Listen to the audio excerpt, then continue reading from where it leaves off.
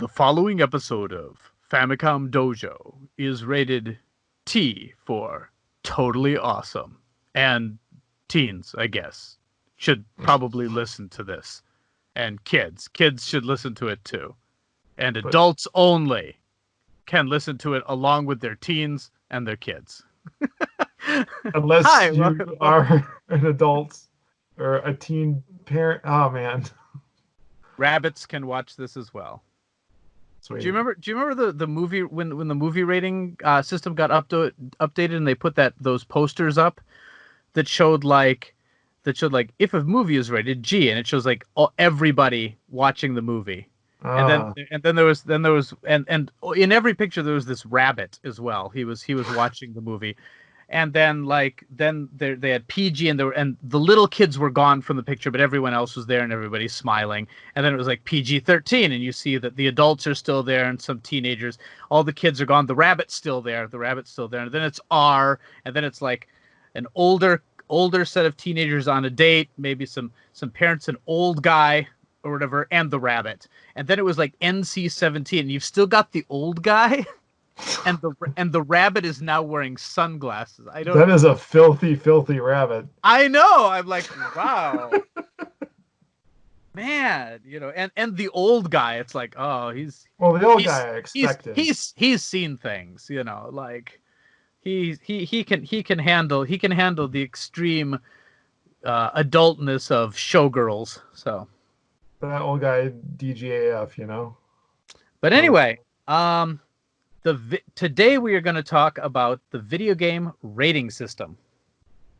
Yeah, man, because that is a thing that happened while we were kids, and maybe if you're listening to this show, predates your existence, which makes me feel old. No, nobody. Yeah. The people who this started before they were born are adults now, aren't they? I had to explain to a coworker what Back to the Future was. No. Wait, sorry, not Back to the Future. Bill and Ted. Either way, don't accept either of these things. Because I was like, that movie came out in '89, right? And they're like, no. I was like, yeah, that was the year before I was born. No. So there was a time in the Wild Wild West of video games when they weren't rated by anything. I mean, what would you even call Mario? I guess it's E for everyone. But how could sweet little Mario give way to such decadence as we saw in the early '90s? Man, God. The moral panic involved in the whole video game industry was amazing. Yeah, it was just amazing. And for those who lived through it, like we did, well, okay. First of all, let's get into the early days of video games. We had no ratings because, for the most part, there wasn't a need for them. Nintendo, the most popular maker, had their own set of moral guidelines. Yep.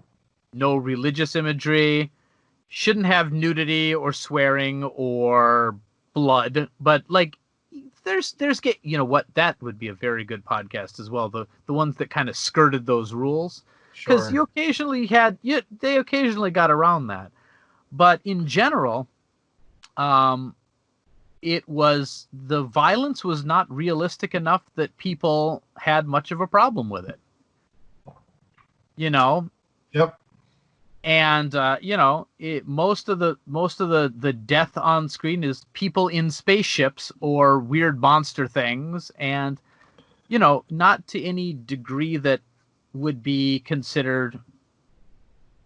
I don't know. I guess they were pretty violent. You were. If you consider squashing a mushroom or jumping on a turtle shell violent, yeah.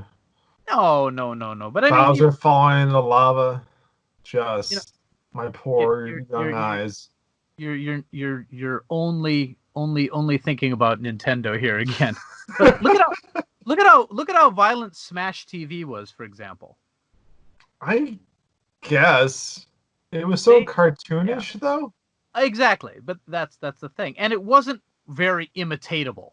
Do you know what I mean? Like, no, not so much, but And yeah, they were definitely not realistic. So what made these what started the whole ball rolling that we felt we needed to warn kids about video games?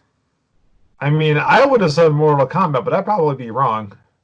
I mean, Mortal Kombat is a good choice. It was kind of a combination of Mortal Kombat and Night Trap. Night Trap. I know. It looks so innocent. Mortal Kombat, I can totally see. Yeah. Mortal Kombat makes perfect sense. I mean, you got Kano Kali mine, through someone's chest, ripping out spines, but it was so cool. Beating hearts, yeah. But that's the thing, though. It was not something that was particularly imitatable. You know what I mean? At least not without a lot of practice. At least I hope not. But what do Mortal Kombat and Night Trap share? They both have superior releases on the Sega systems. That's debatable, and that's another topic. You are not going to convince me that the best version of Night Trap wasn't the 3DO. But anyway, okay, fair enough. I was thinking of Mortal Kombat. I know you were. Sega CD. That's why I went this way. No, but what do they have in common? What is one of the defining characteristics of those two games? I know they're intensely different games. But... Spandex. Yes. Okay, podcast over. It is the spandex. It made all these old senators feel uncomfortable because they wanted to wear it themselves, and they thought if they couldn't, no one else should be allowed to. And that's how we got the entertainment rating system. So, Sean, what's your pile of shame? Oh yeah. Let's just move on. No. Good. What else? What else might it be? Spandex. I like that. I mean, between Night Trap and Mortal Kombat, I can't think of anything else. Okay. Catchy music. What separates these games from a lot of the games that came before them? Okay. Full motion video. Mortal Kombat. You're getting closer though. Recorded. The sprites were from full motion video. Yeah, that's true. And you're definitely on the right track here. I don't know. I'm out of guesses. It looked like real people. Okay. Yeah. Because since the Mortal Kombat characters, unlike the earlier fighting games, were actually based on the real people being filmed, right. and Night Trap was real people. It gave it a sense of realism, I suppose, and suddenly things looked. It's separated from the world of the cartoon or the pixel, and gave it an extra level of connection. Now, Night Trap was never really designed to be a video game. It was made to be an interactive movie, and it probably would have gone along with movie standards. I'm guessing it would have come out rated PG or PG-13. Man, the PG-13, there's no way. Well, there's just no way. I don't know. There was blood-ish. Not really. The augurs were a little scary. Yeah, it's probably PG. But the fact is it was a brand new medium, an interactive medium, and that's the thing. Now, what's interesting is you see a game like Mortal Kombat right now, and if that was a movie, if the movie was 2 hours of that, I don't know if it would even be able to get an R rating. You know what I mean? It would probably be in the unrated NC-17 era, if there was a Mortal Kombat movie, but I suppose to that point it was a bit toned down. And it was great. It was the greatest. It was wonderful. And Mortal Kombat Annihilation was terrible. An abomination. The worst. Yes. The worst. They should have this movie is rated N for nobody. Just absolutely terrible. For no Christopher Lambert. Or is it pronounced Lambert? I've never Lambert? I don't understood. know. Anyway. Anyway, yeah, I don't know. That's for another podcast. The whole podcast episode is how to pronounce his name. There's our spinoff. There's our spinoff podcast. Pronouncing words wrong, starring Tengen. Tengen? Okay, Oh, anyway. no. Let's start that again. Anyway. Jen? Yeah. Well, at least we're not talking about Ghostbusters. I shop at the Target. The Target. Oh, yeah. Anyway, so that, I mean, that was, now I recently watched a short documentary program that came on the Switch release of Night Trap. Ooh. Yeah. Just hold on. Do I have it behind That's me? even a thing? I didn't realize it was a thing. Yeah, there's a couple mini documentaries, and they've also got something where after you've beat the game, you can watch any of the streams in their full, you can watch them all the way through. Oh, good. So if you want to see what was going on in the bathroom the whole time, which for the most part was nothing, but you can. So that's one of my complaints about that game, is that in order to play it properly, you can't really pay attention to what's actually happening. Oh yeah, very much so. I want to hear the whole Night Trap song. I want to watch that, but if I do, people gonna die. So, I mean, has someone made a music video of like the game action to that song and cutting back and forth as appropriate? I'm sure someone has, and we should probably link it in the show notes because I'm sure someone. I'm gonna look that up. Write that down. Hold on. I need a cushion because my butt hurts. Oh no. Oh yeah. This is why people. For those of you listening on the podcast, this is the correct way to do this. For those watching the live stream, sorry. Okay. Or it's not a live stream. It's a dead stream. Oh Lord. Okay. Anyway, but yeah. So Night Trap. By the way, it's by the time this comes out, it probably won't be, but it's on sale for $1.50 right now. Right, as is its spiritual successor, which has a name that I cannot remember. Double Switch, which I bought on my single Switch. Ouch. Ugh. The jokes. Oh, it's so good. It's why people tune in. But anyway, so in this documentary, you saw that quote from like Howard Lincoln saying, "A game like Night Trap will never appear on a Nintendo system. It's just not within our values," or something. I don't remember the exact quote.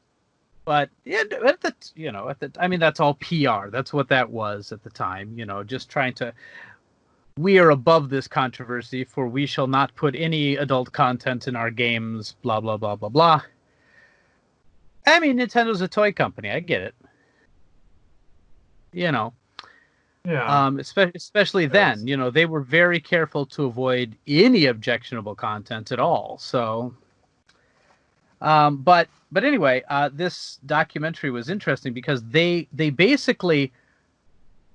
Do you remember the controversy over Mass Effect? Where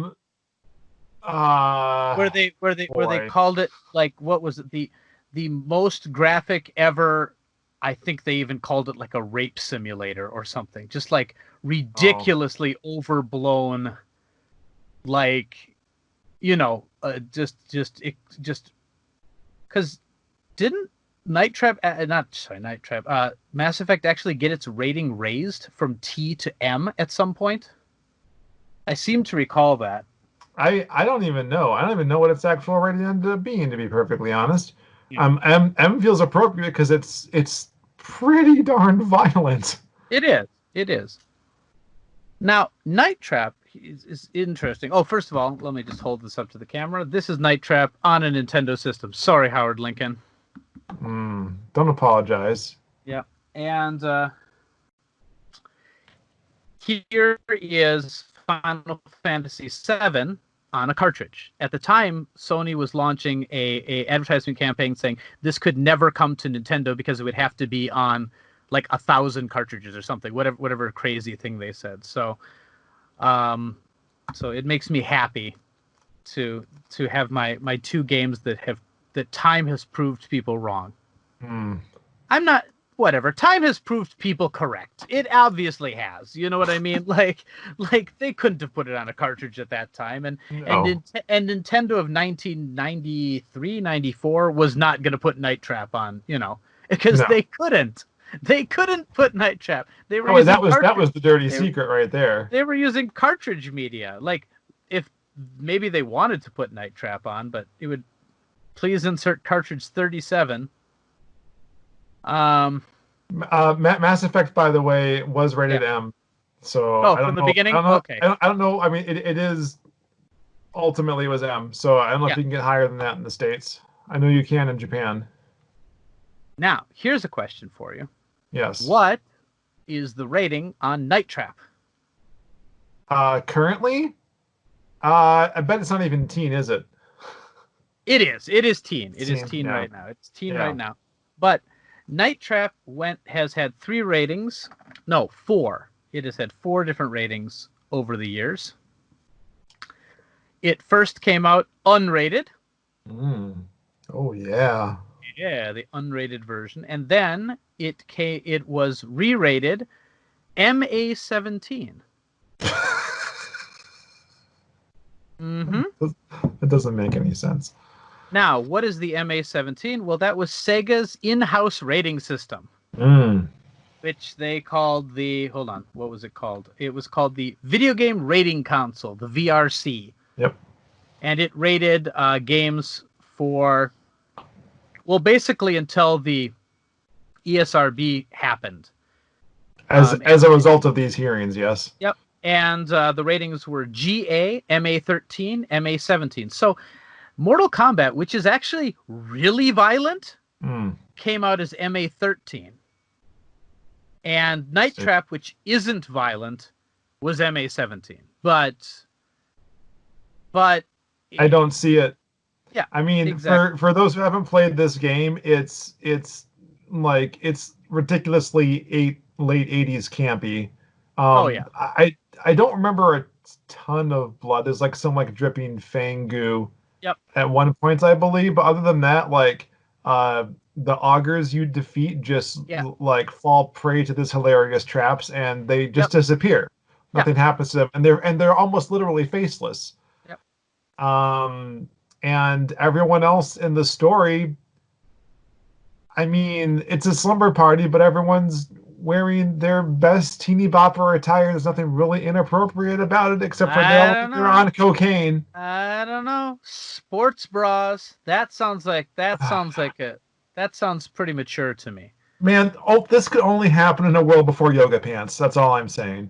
There were definitely yoga pants in there. There was definitely some girl was wearing either the tightest pants possible or yoga pants. Now everything was the tightest everything possible. Well, the thing is, I never knew it until I played the remake, because when you play it on the Sega CD or the 3DO, the resolution is so poor that you can't actually tell that they're wearing tight clothes, or I mean, they're just bluish blobs. It's just right.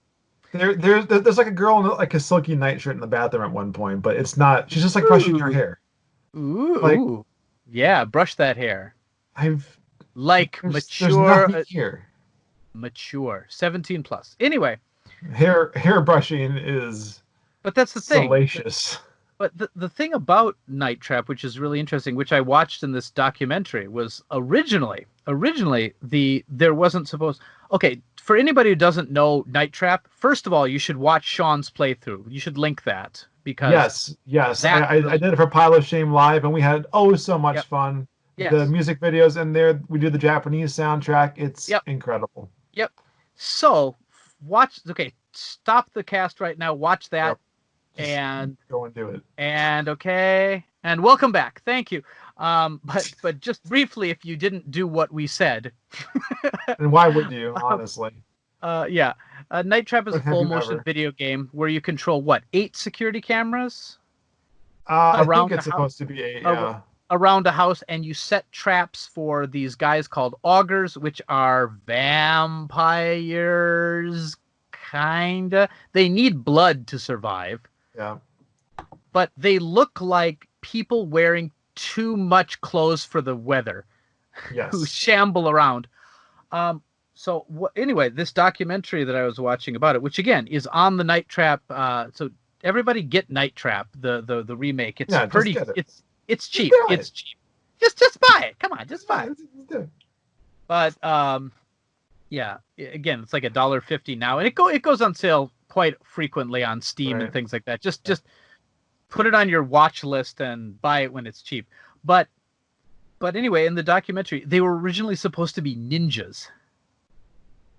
And they were going to sneak around the house. It was going to be more difficult, but due to fearing that too much darkness would actually make it impossible to see with the low resolutions of the time, they had to make everything like totally bright, like all the time. Like everything is like way brighter than a normal movie would be to try to make sure everything was clear. And they were going to be vampires, like regular old blood-sucking vampires, but people thought that would be too violent. So they got turned into these almost comical, shambling, slow-moving things. Doofuses. And what was controversial, what they showed during these Senate hearings, was they kept showing this video of this scantily-ish clad girl brushing her hair, and this auger comes in and attaches something to her neck, which sucks her blood. Probably. You don't see any blood, but it's implied. And the whole reason they made that in the first place was because they needed to make violence that wasn't imitatable. Kids couldn't do this. Right. It had to, they wanted to add to the horror element that clearly this girl dislikes this. but if she's just brushing her hair, like, why would she like it? But during the Senate hearings, they kept showing that scene, and they talked about that the object of the game was to murder women. Whereas Night Trap was never, you're protecting the women by setting comical traps in the house. And you are not, but anyway, just this whole idea traps for the augurs you're trying to protect the women by setting traps for the augurs who are trying to attach things to suck their blood while they're brushing their hair. Yeah. Yes.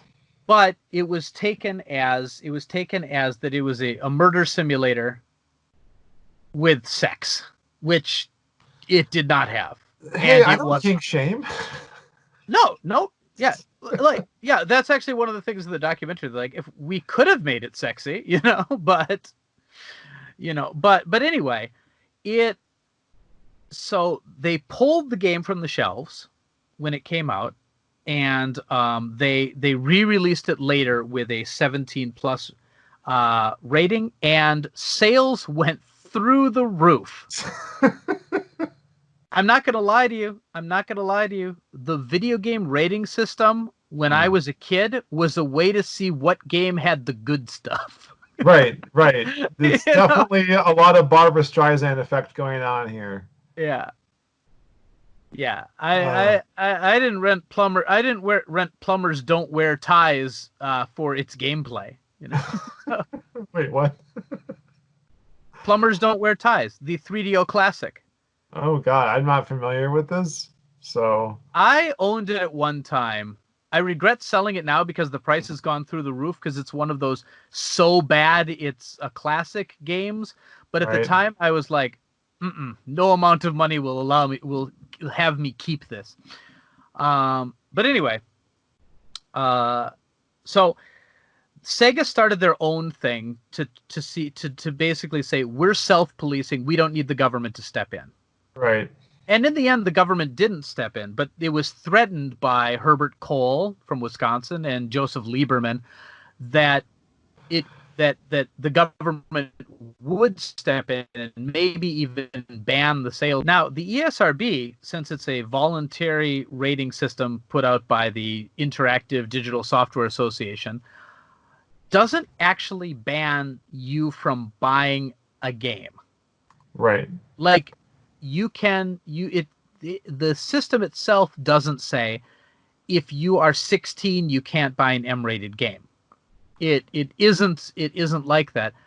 But a store itself can choose to implement their own store-wide policy. Like Walmart, Walmart would card you for buying that new M&M CD.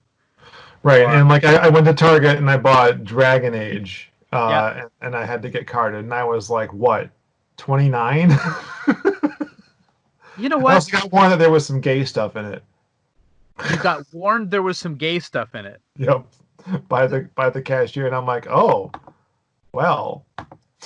Wait! I've never heard this story. Yes, you have. It was on this very podcast. It was many years ago, though. I don't listen to this podcast. Oh, fair enough. You got warned about the gay stuff. Well, yeah. Sean? Yeah. Did you catch the gay? I got over it real quick. Okay. I mean, I did end up having that hot four-way in the game, I mean. I was like, I'm sure you didn't talk about that in the podcast. Okay, anyway. For those KA listeners right now, he's talking about football. All right, so close enough. For the AO listeners right now, heh.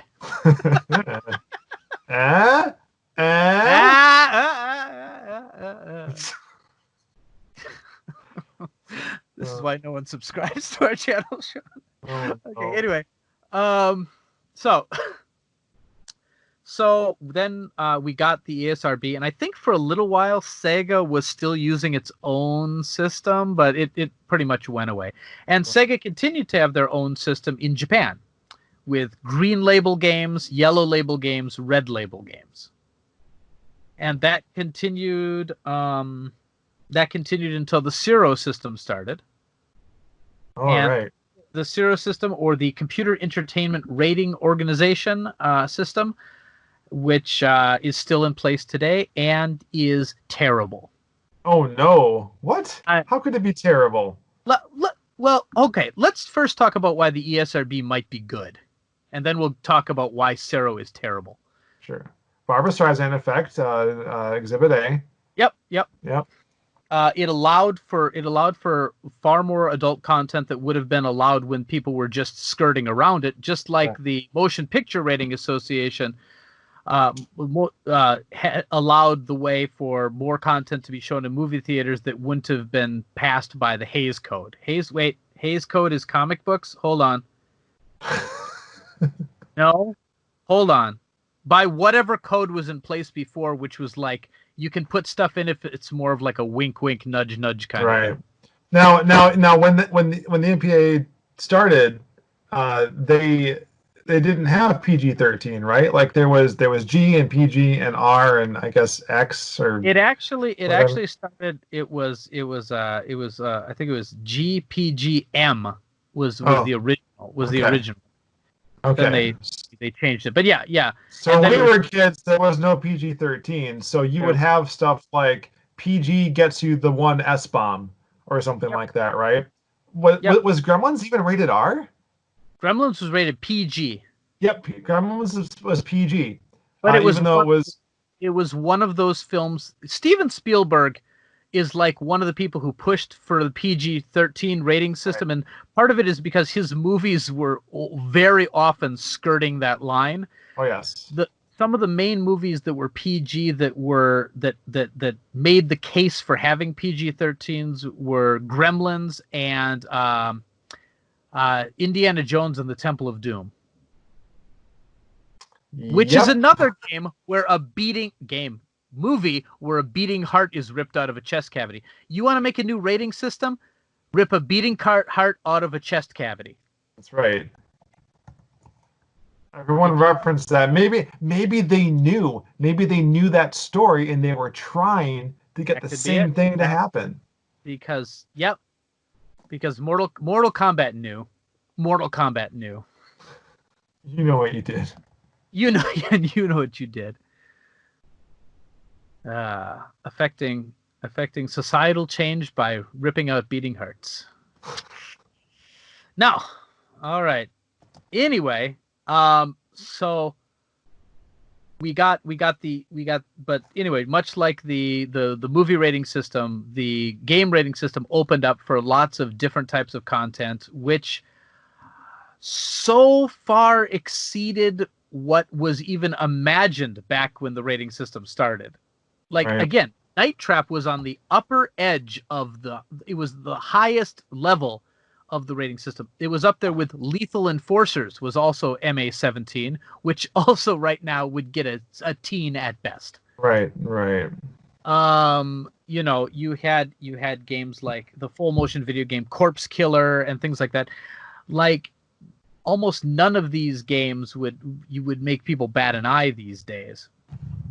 But at the time, those were the strongest in adult, mature content. Mm-hmm. So, but by not having the government step in and, well, what was happening in, I believe, Australia for a long time, the government wouldn't allow a game to come out with an 18 certificate. So everything was just censored like crazy just to be able to be released in that country, you know? Right. So I mean, it's good, but a bad thing for the system is that I think as time went on, the ratings lost all meaning. Sure. Because you know, who was buying the Grand Theft Auto? Who was and still is buying the Grand Theft Auto games? 11-year-olds. I mean, there's adults buying it too. But like the ESRB thing is like a badge of honor. Like, oh, it's M-rated. And now it's even easier to look on the back end. Like, ooh, this one's got violence and nudity. Right. Except Japan. It's like when you watch those episodes of like anything on HBO, and it's just like, oh, it's just sexual suggestion. Yeah. All right, I guess I'll still watch this one. Partial nudity? What part? Belly buttons. It's gonna be butts, if that. Probably, yes. It's gonna be butt. They censored the butt on what movie was that with Tom Hanks? Splash. They censored the Splash butt on Disney Plus. She's got like some kind of like furry butt covering. Wait. Yeah. Disney Plus is censoring their own movies? Yes. But why? What? Furry butt. Furry butt, why? People are into furries now. I don't know. No, but is it so it corresponds? Because that was a PG movie that would probably be a Splash. Yes, these days it would be, yes. Okay. But so Disney Plus doesn't allow PG-13 movies? I mean, they have Avengers. Those aren't PG. Yeah, but there's no butts. Man, I don't know. As far as I know, you can have as much violence in a video game as you want, but the moment butts get involved, you're in dangerous territory. Yeah. Anyway, we might be getting off topic. We'll save that. We'll shelve the butts. Let's just put that butt up on a shelf, and we'll come back to it later. No. Anyway, so we got the entertainment rating system, the ESRB, and in other countries they have their own systems. I don't know much about the rating system for PAL countries, but it's like 3+, 7+, 12+. I don't know. And certificate 18, like different countries have different ones, and they all make somewhat logical sense. It's like, if you are higher than this number, it's okay. Okay. Now the ESRB ones changed over the years as well. We got our own equivalent to the PG-13 by adding the what is it? K10? What is it? No. Yeah, I've so lost track of all of those. It's like all the TV ratings. E10 plus or something. I don't remember. Like, so originally the rating system for it was EC, which is early childhood, then KA, kids to adults, and then T for teen, M for mature, and then AO for adults only, although no console game has ever had this designation except for Grand Theft Auto 3 San Andreas, briefly re-rated when the whole hot coffee scandal hit. Which caused it to be pulled from shelves because retailers wouldn't carry an AO game, so they had to... Yeah. Sure. But anyway, so some PC games have been AO, but it's almost nothing because since there's no commercial viability for an AO game, people making adult games don't bother to get them rated. Right. So that rating pretty much doesn't exist, and the EC, the early childhood, pretty much doesn't exist anymore either. No one's releasing educational console games. They're putting that stuff on smartphones or computers, you know. Right. So I mean, they're in the books, and then they added E10. E10 is what it is, and E for everyone replaced KA, kids to adults. Okay, that does make more sense. Yeah. I think I recall that change happening. Yep. And that makes sense. And they started off with those very pixelated logos that I thought looked kind of cool, but they've changed it to a more just straight up font. It looks fine. But yeah, that's what we have for the rating systems now, and it's much like the motion picture industry. Its exact parameters are a mystery. Like, what will get a game rated this thing and what will not? You got to make a game and find out, and then you got to argue it. Like, why is Halo an M when there's no blood? For example. That is a great question. That doesn't make any sense to me now that you say that out loud. Yeah. And what made Night Trap an MA-17 game but now a teen game? And personally, I would say that it's not even. It should be an E10 game. Definitely. Right. The old people died mostly, or just left politics. Yeah, but like, what determines what is in a? And that's the thing, we don't know, because much like these senators who banned games and had the moral panic in the background, back in the 90s, the ESRB isn't playing these games. Right. They are basing their ratings off video clips submitted by the companies. They tell them, put your worst stuff in a montage, but that seems not a great way to do it. Right. So, can you think of some games that you thought, wow, that seems like the wrong rating for that? Off the top of my head, no. I don't even pay attention to game ratings anymore, honestly. So I never did in the first place, really. That's because you're an adult. That's because, yes, I was, yes. What is Splatoon rated in the United States? Is it an E10? Teen? Well, I mean, I can't get up to look, so I'm going to look. Don't worry about it. But like things like that, it's just, sometimes I'm very surprised. By different ratings. I know Smash Brothers got a teen E10 rating. is Splatoon 2.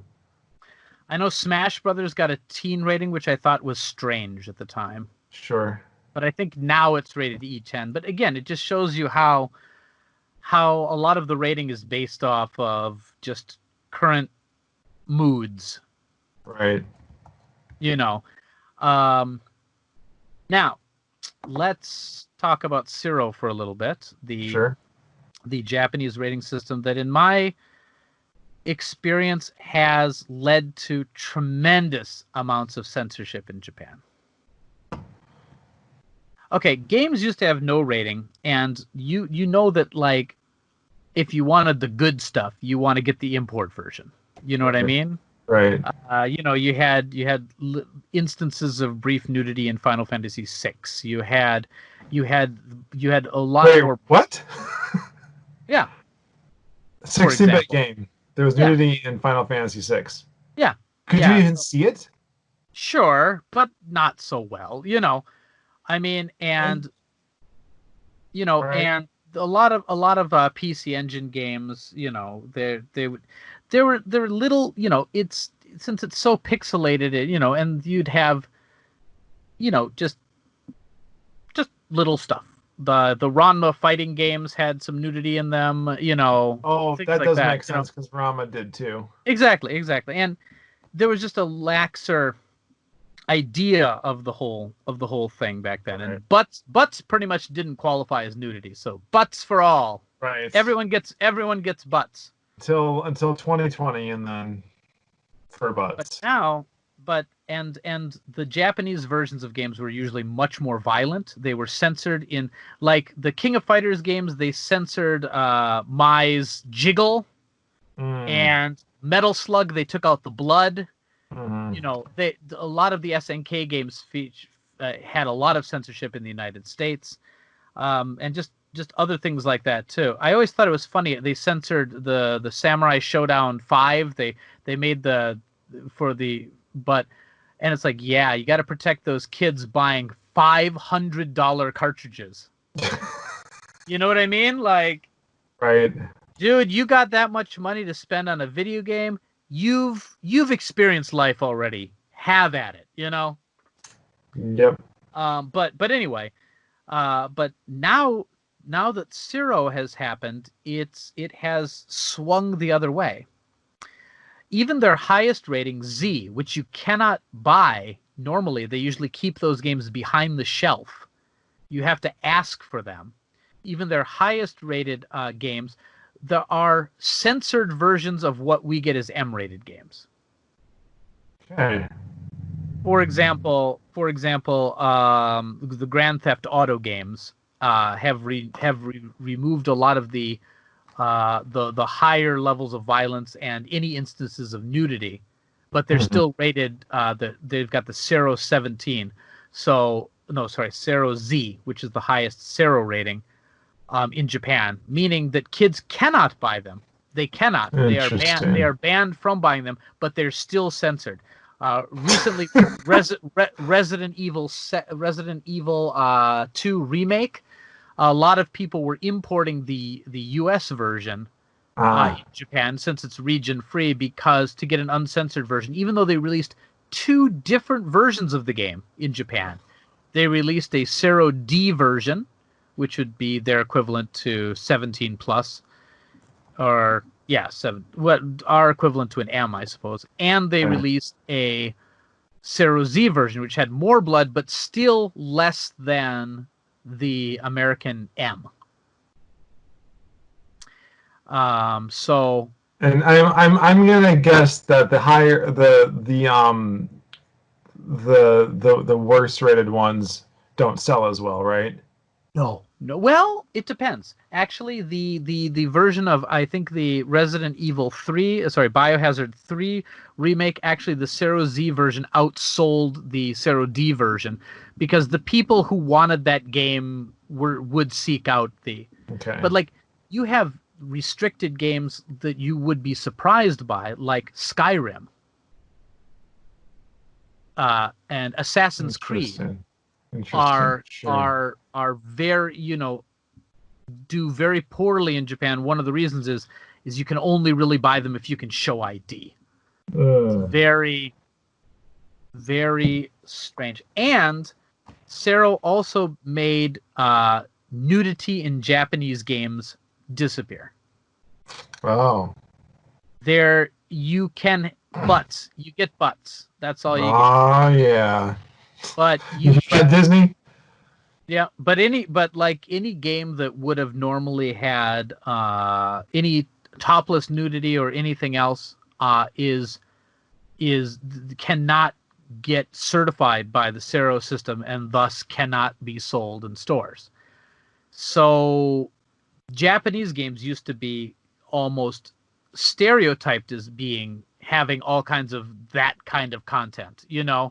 Sure. And you know, it was the brunt of jokes. But right now, you can get away with so much more in the United States than you can in Japan. So, which leads to some weird things. Like, watch some Japanese videos for The Witcher 3, and there's these very intimate scenes where everybody's still wearing all their clothes. Versus the Netflix. Yeah, Netflix. Man, I don't even know if I can parentally lock Netflix, to come to think of it, but the kids don't ever watch it unsupervised yet. Yeah, but, just give it time. Give it time. Man, there is like Netflix would have been a dream for me as a kid. I'm just saying. Right? Wink. I mean, kids today, they don't know that occasionally HBO would have free weekend trials, and if you set the VCR to tape and you didn't let anybody know, you could wind up with the wrong thing taped because VCRs were really hard to use back then. I think there's what's a VCR, Vinnk?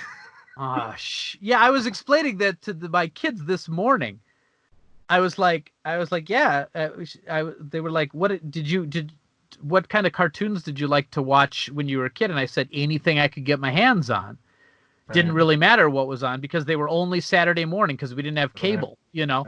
And they're like, so you couldn't just watch it anytime? And I'm like, well, when I became a little older, my parents got a VCR, and then we could go to the grocery store and rent a tape. And my kids are like, tape?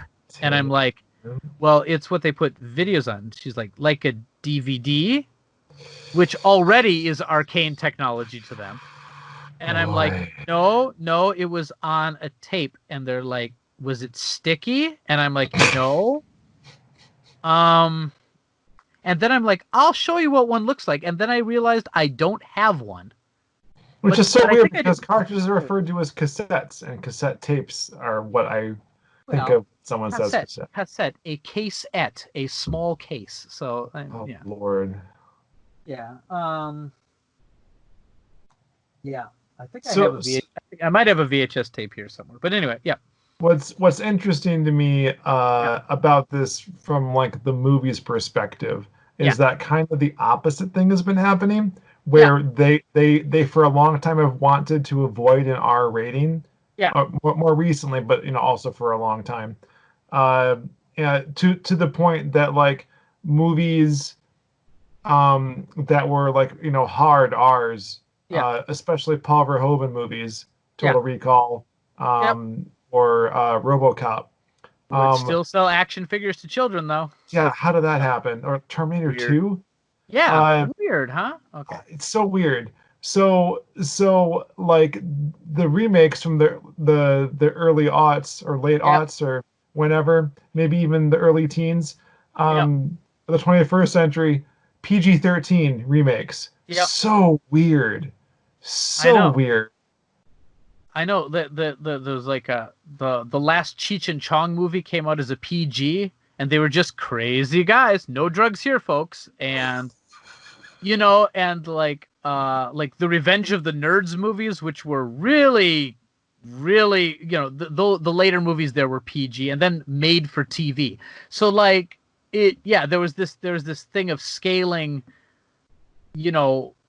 these things down to try to make them more commercial. But I think now in the era where people aren't going to the theaters anymore and Netflix just lets you watch whatever, I think people don't care so much anymore. I don't know. Well, the superhero movies, I think, kind of helped push away from the R's, and then hilariously, you get things like Deadpool. So you got superhero movies pushing us back to successful R-rated movies. Like they were never unsuccessful.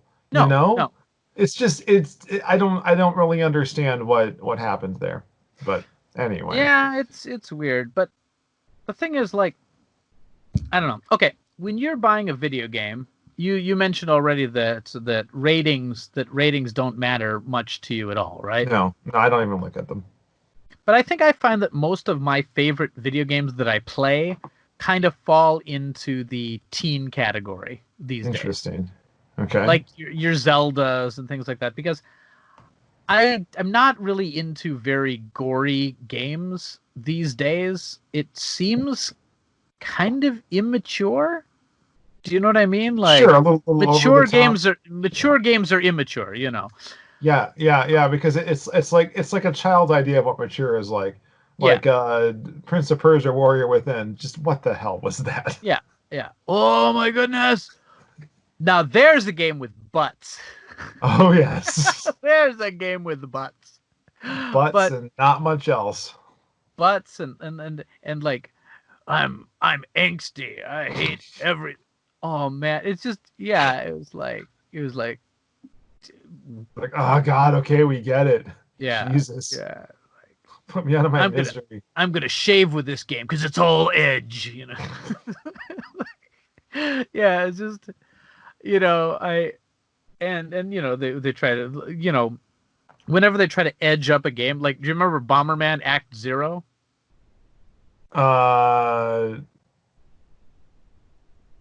No. Hold on, let me show you. This is important. Oh, thank God. I will describe it for those who can't see. This is a Bomberman game. Can you see this? Oh yes, right. This is Bomberman, and they made him realistic, a realistic robot, and this game's got like jiggling breasts, which is weird because they're wearing robot suits, and like it's considered the first FPB.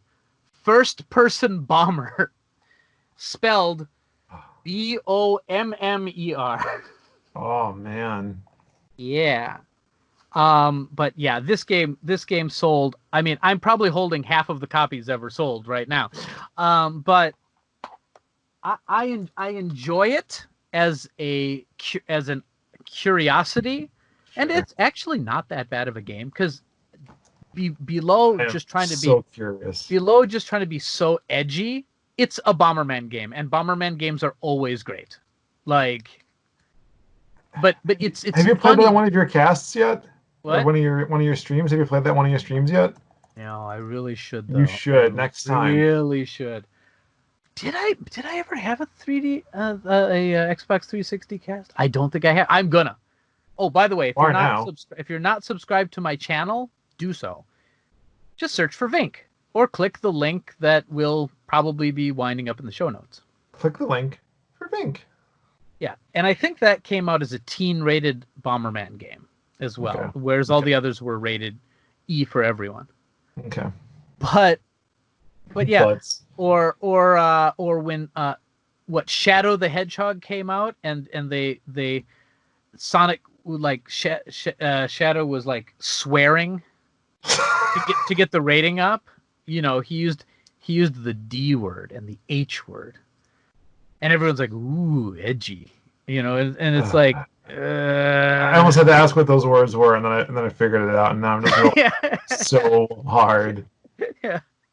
Yeah. Get the hard PG. Okay, but anyway. So, and Shadow had a gun. That was the other thing. Shadow had a gun. It's like, ugh. But anyway, I don't have any problem with people wanting to play M-rated games. But in general, usually when someone focuses so much on the gore and stuff, I really think in a lot of ways games often suffer. Right. And I don't know. The new Mortal Kombat games actually make me uncomfortable. Some of the deaths are so over the top that, I mean, they don't make me offended. It's just like, why? But like, there's a tremendous focus on pain being inflicted to the testicles, for example. And I'm just like, because that's funny. I mean, it's funny the first couple, but yeah, it's like, oh, this again. Mm-hmm. Yeah, nut shot. There we go. It's just nuts. But I mean, no offense to anybody who wants them. I really am not one of those moral crusader type people when it comes to that.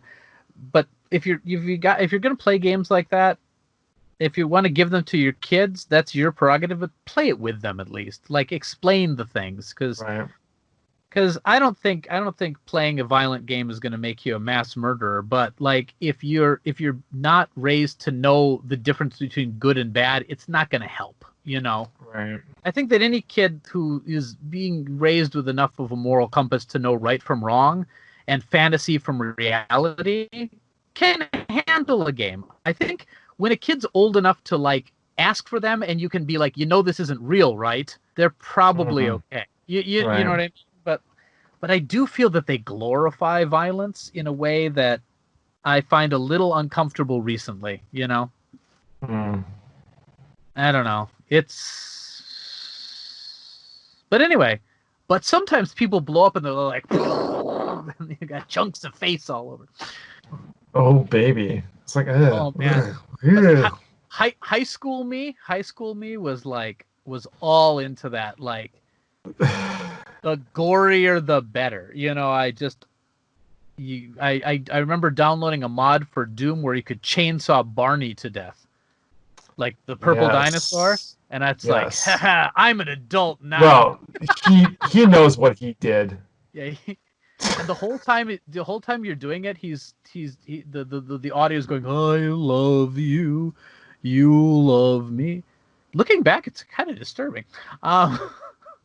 You wouldn't understand the Barney hate unless you were a teenager at the time it was super popular. How was he still singing after I cut off his head? These are questions I must... Clearly a demon. That's why he was in Doom. That's why he was... Yeah, well, I mean, it wasn't in... Okay, anyway. Right. We might be getting off topic. But anyway, but Sero came, and it's caused a ton of censorship in Japan for video games. ESRB came, and it allowed a lot more openness for video games in the United States. So it's a double-edged sword, and I think it's very interesting how this has happened. What games do you play most of, ratings-wise? I don't know, because I don't care about what the ratings are. But would you play a game where characters in the Sonic universe have a gun? Probably not. Not because it offends me, because I'm just not interested. Not because of the gun, but because of the whole... It's just like, why? I don't know. I mean, I don't really play Sonic games in the first place. So how old before you let your kids know about the real world and let them play Night Trap? Oh God, I don't know. I think my kids are going to be ready for Night Trap when they're 21. No. That so that we can be drunk when we play it. Okay. Oh, I see. Isn't it 20 in Japan? It is. Yeah, it's 20 in Japan. Oh, well. See? There you go. One more year. 20 rated D for drunk. My kids can barely handle the third Harry Potter movie right now. So, yeah. I mean, not because I don't want to show them the other ones, but because I just know for a fact that you're supposed to grow up with this stuff. It's gonna get darker. Yeah. Yeah. My daughter's on the 4th Harry Potter book right now, and she's like, Dad, someone died, but they're not really dead, right? And I'm like, just wait until I find out what happens to Dumbledore. What? Spoilers? Okay. I didn't say what happened to him. He gets turned into a newt. He doesn't get turned into a newt. He got better. He does not get better. Oh no. We should probably move on to Future Retro Pile of Shame. All right. What do you got? I got Shadowgate, the remake for Nintendo Switch. I missed my chance to get this one at limited run because I was very poor at the time. I don't feel bad about that. I like the game. It has nothing to do with whether or not I like the game. But I think I mentioned last show that I'm starting not to love the price of limited run games right now. So when I bought this Night Trap for $30 and then within a year it was down to $1.50, I do feel like, I mean, I love to own physical games. I really do. And I'll definitely, buy them, but like, for example, Double Switch, which I purchased recently, is definitely worth a $5 download. Definitely. But I didn't probably need to own that on a cartridge. Right. And I could have bought this game on a cartridge, but I don't. Yeah. I did pay $20 for it. So there was after a couple of shows ago, I think we were discussing a whole bunch of games like Real Mist and whatnot. I ended up buying a whole bunch of games for the Switch. I got Shadowgate. I got After Party. I got I got a whole bunch of stuff.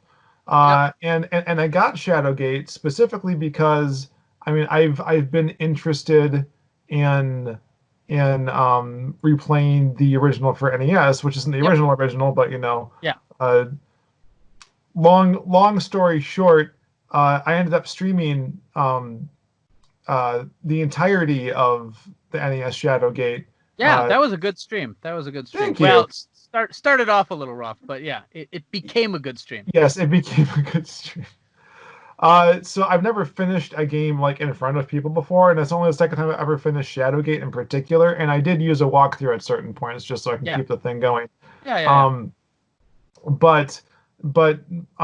doing that made me very interested. It gave me the groundwork for looking at the remake through that lens. And a little history on how this game came to be. It was a Kickstarter project, so I think in 2014 the game finally came out. Something like that, yeah. I didn't know it was a Kickstarter. I didn't even hear about this happening at all back in the day, which is really too bad because I totally was supported it because I love. Until Limited Run announced that they were getting the game, I'm like, there's a Shadowgate remake, you know? Right, like I don't recall how I found out because it was around that time I was downloading all these games and I'm like, oh my gosh, there's a So I knew I had to have it. So $20, sure, whatever, sign me up, take my money. And it is very much a remake, but it's not like a straight up remake. Okay, so there's new stuff. Yeah. So the initial part, there's really like two major parts to the game from the original. Where like you're at the kind of outer castle gates, and then you're like inside the actual castle. Yeah, you spend half the game not even in the freaking castle, man. I know, it's so titular weird. Castle. Well, that's how castles work, right? That's why they call it Shadowgate rather than Shadow Room. All right, fair enough. But they do clarify it is called Shadowgate Castle. Yeah, whatever.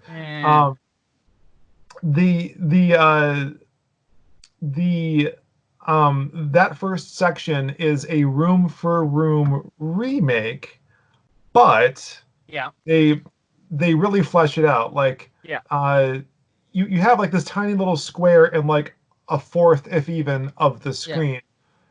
Which is already down-resed from the original Mac Venture series. And that's a whole other topic. I recommend you should download those though. Like the entire 4-game series, Shadowgate, Deja Vu 1 and 2, and help me. Uninvited. Are on Steam for like less than $10. Very different experience though. I should. So the remake has a lot more visual real estate to deal with. So every room feels a lot more expansive. I'm sure. And there's more detail, and then as a result, they end up changing the puzzles around. So like there are some items in the game that are still there but aren't used as kind of like an homage. Oh, okay. Or they are used but not until a harder difficulty level, which is a very interesting way of handling things. The puzzles actually change from difficulty to difficulty, which I kind of like. But if you have some idea of how to play the original game, you're not going to sail through this. You're going to have to figure out the new way of doing things. They introduce entirely new elements. They change things around, and they, in some cases, kind of smush things together. That didn't make sense as separate things. And then near the end, they really expand it. But the thing that I like the most about it is they really give it a good story, which in the modern era, I guess, is really, really needed. So there's this whole thing about like a council of wizards. One of them went bad. There's one who's like guiding you through your quest, who you do see in the original game, like at one point, and then you never see him again. Like you have to commune with him many, many times throughout the game to further the story, and it's super interesting. And I love those cutscenes. Now the graphics, because it is a remake and not like a whole new game, like inspired by. It's still mostly static images, right? Right. So like if you have to face like a a goblin or an orc or whatever those things are. Like it's clearly like a still image that they're just like, you know, there's it's not a graphical powerhouse, but it's very artistic. That's nice. Right. So I enjoy the style. Not many people do from the ratings I've read. Well, yeah. I mean, it's a very archaic type of game. If you haven't played the originals, I can totally see you being put off by it. You know, like I don't know. And when you're talking about like they really fleshed out the story, I was thinking like the original Shadowgate, which I played back on my Apple II GS. I played the color version, which was basically the Mac Venture game exactly, but since the Apple II series had color, it was that added with 16 colors. Whatever, and the same digitized sound effects, which I thought was very cool. But at the time, I remember it having a pretty good story. Not a story so much, but there was a lot of text in it compared to your standard pew pew fighter, you know. So a lot of the original Shadowgate, like in hindsight, now that I'm like almost 40, is pretty tropey. Oh yeah. So some of that's still there. They take out like some needlessly tropey things. And I guess one complaint is that like all the fun death scenes are taken out for serious death scenes. I don't really find that to be the case. There's still a good sense of humor, like subdued humor about it. That's good. There's a note you can pick up for an actual side quest you can do. But the whole thing is like, wait a minute, Flying Ace, Mr. Brown, is this Charlie Brown and the Great Pumpkin? It is. Of course it is. It is. There's this whole pumpkin quest. I haven't actually gotten to finish it myself yet because I didn't know how to do it at the time. But I would play a sequel to Shadowgate called Pumpkin Quest. Shadowgate Pumpkin Quest. Hear that Kickstarter? Make that happen. God, for real though. Yeah. So no, I like this game. I recommend it. It's worth it. It's worth playing. There is a retro mode, so they have the original NES music and transitions. Nice. If you like that sort of thing, there's also a mode for the text, but it's really annoying. I never turn it on. Thing I learned was that the music was original to the NES version. Written, I'm gonna forget his name. Worked for Kemco. Oh no, embarrassing. I have notes. Give me 1 second, and I will look up the dude's name. Okay. Filler. Yeah, I don't remember there being any music in that game other than the title sequence in the original Mac Venture version. Oh no, there is no music in the original game. Yeah. Hiroyuki Masuno. Okay. So like that music to me was like central to the game. So they have an orchestral version where they change up the tempo, change up all the instruments and stuff. And if you're not familiar, if you hadn't like played the original game, you wouldn't even necessarily draw a parallel between the two in some cases because they changed it so much. Interesting. And they add there's new music too, I think. But yeah, I like it. It's a nice nostalgia trip, but it's also I feel a worthwhile game. But maybe that is the nostalgia talking, and I just can't tell. Sean, did you play Deja Vu? I did play Deja Vu. I love Deja Vu. The lack of torches and time limits in Deja Vu makes it a much more playable game. Sean. Yes. Did you play Deja Vu? Deja Vu, I haven't heard of it. It sounds familiar. I feel like I've talked about this before. What's interesting about that game is I played Shadowgate on the PC originally, but I played Deja Vu on the NES. I had that on the NES, and I didn't play the PC version. So I'm intrigued to go the other way. I would like to try the Mac Venture version now because my memories of it is entirely connected with the NES version, and I remember being so excited for Deja Vu 2, Lost in Las Vegas. I was about to say Lost in New York, and I'm like, no, that's Home Alone 2.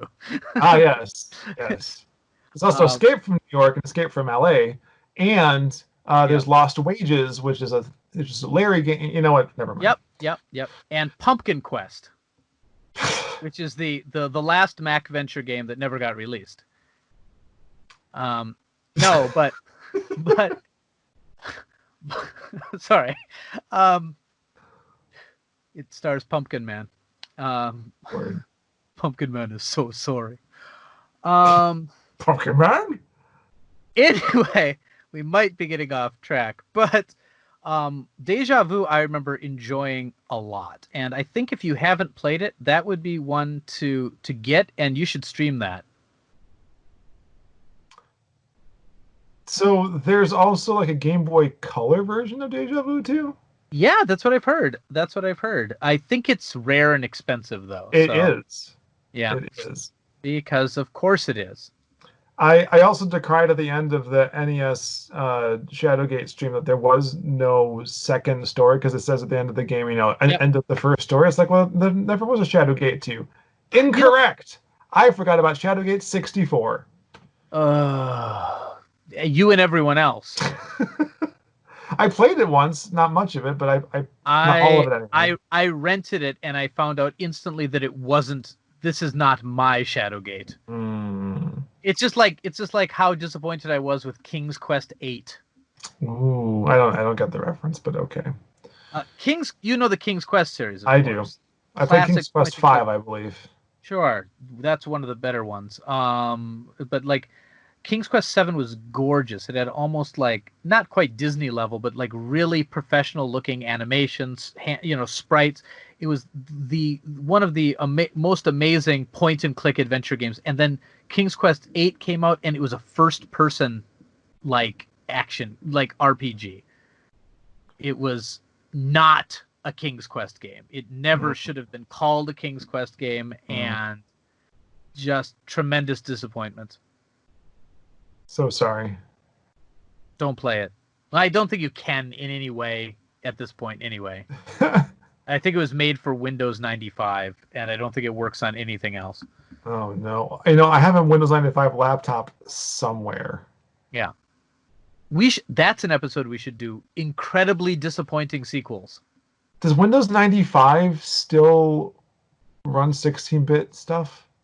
I don't know. But no, let's do it. Let's do a podcast on incredibly disappointing sequels. Okay. I'm sure there are a lot of 2s in there. I'm not going to put Zelda 2 on that list because it was amazing. So STFU. Controversial. Amazing.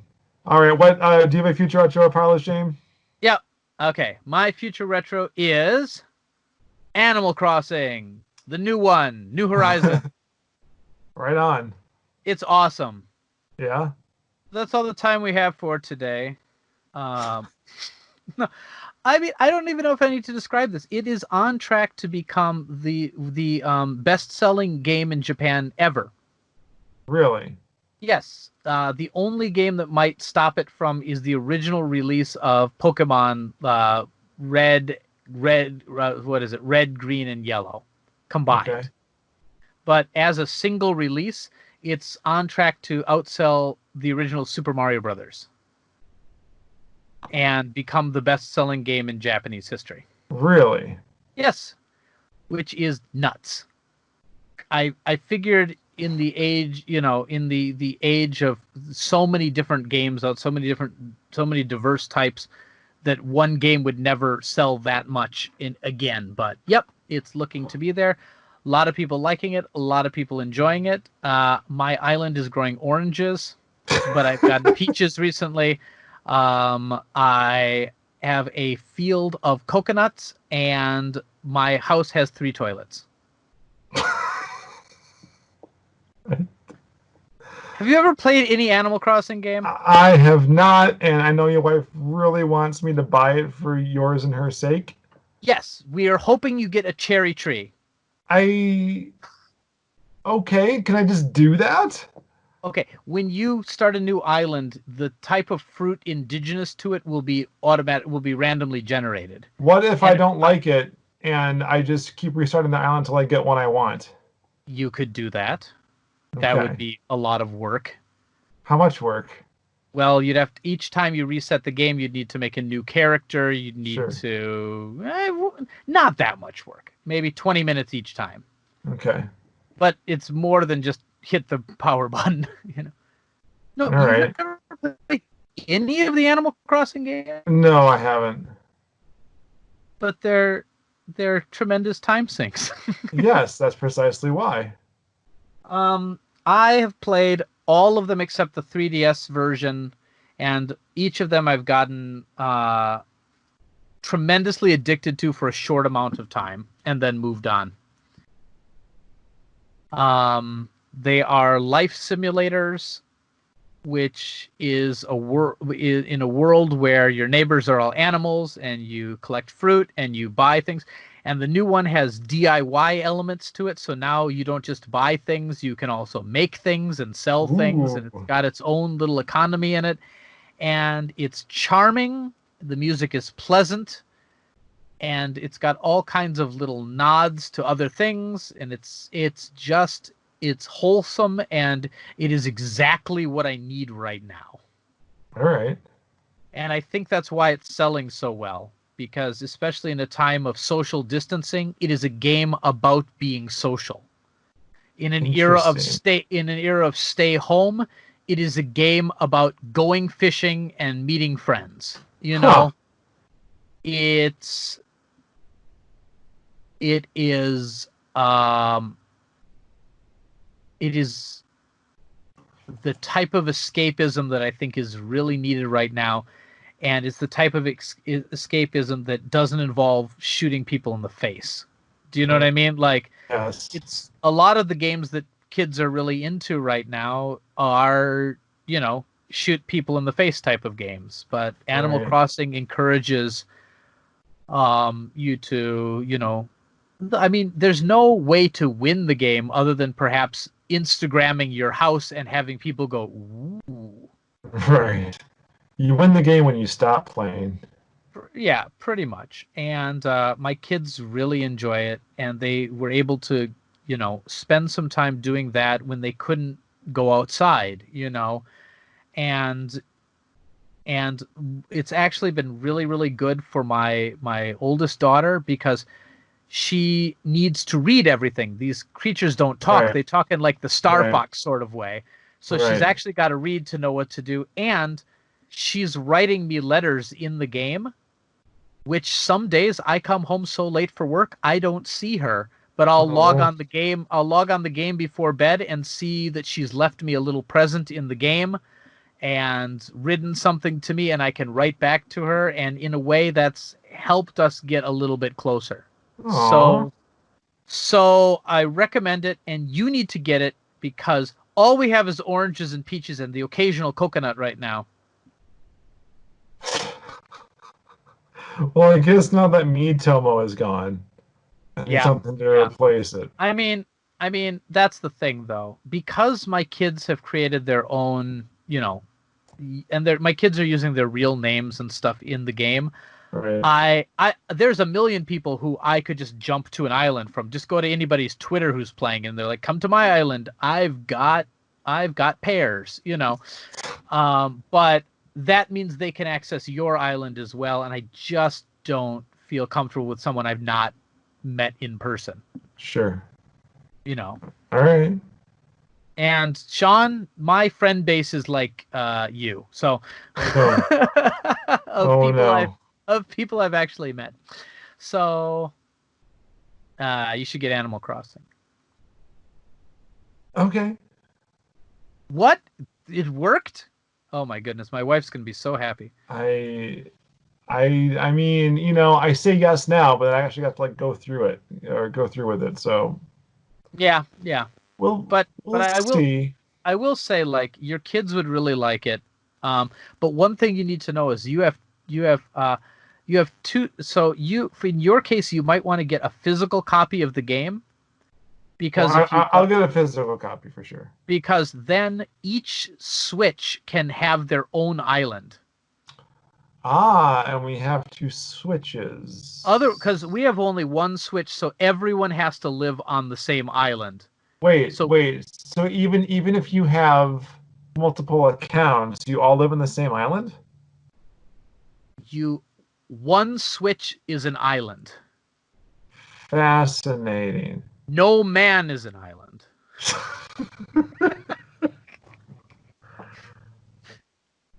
Which I incorrectly read once as Norman is in Ireland.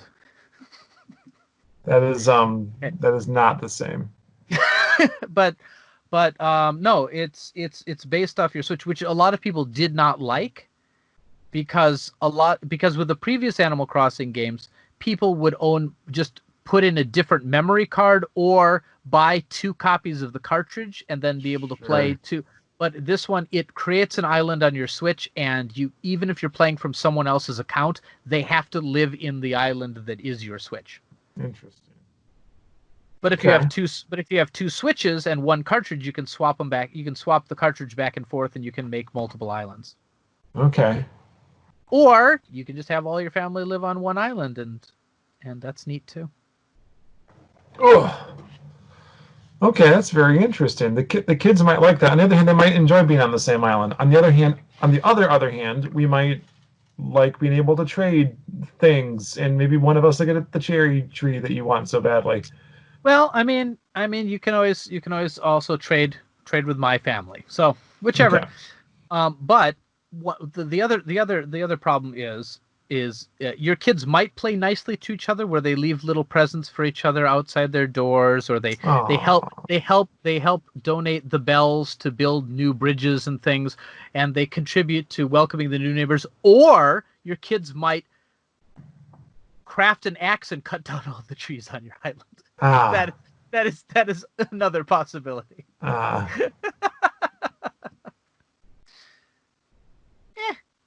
They got to learn someday. Oh dear. Yeah, it could totally be a Paul Bunyan simulator if you let it. So. Is there a blue? Never mind. We got to trademark that Paul Bunyan simulator. I don't. Okay. Sure. All right. That ox is a total babe. Ugh. Well, anyway, yeah, I think we can wrap this one up for today. That was fun. I enjoyed that. Yeah. So thanks everyone for listening to the Famicom Dojo video game podcast. Yes. We got stuff coming. I'm real excited.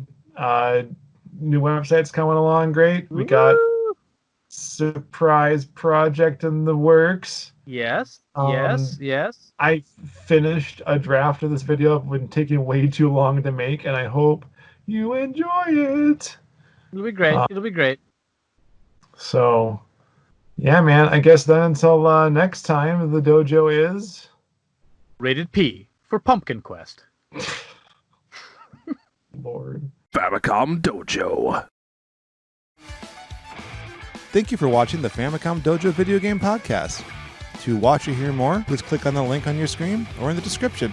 And don't forget to subscribe to the Famicom Dojo YouTube channel and click on the bell so you don't miss an update.